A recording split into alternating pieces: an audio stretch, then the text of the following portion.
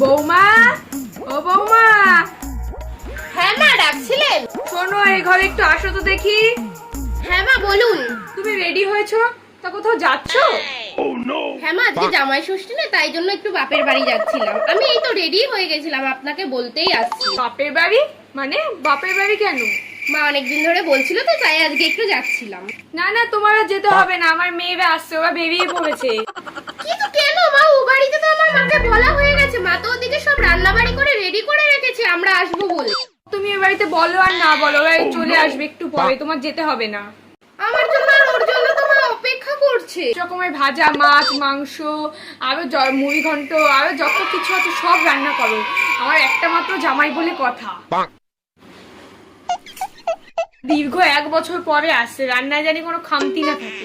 Ready হয়ে এখন ওদের জন্য রান্না করতে যাবো? এত কাজের চাপ ও আসার আর সময় পাইনি, এবছর তাও জামাই ষষ্ঠীতে আসতে পারছে।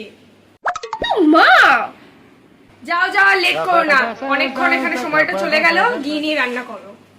আর যেতে হবে না, পরের বছর যাবে। ঠিক আছে, আমি রান্না করে দিচ্ছি। বাচ্চা গেল, বৌমাটাকেও আটকে রাখতে পারলাম, আর মেয়ে জামাইটাকেও আনতে পারলাম।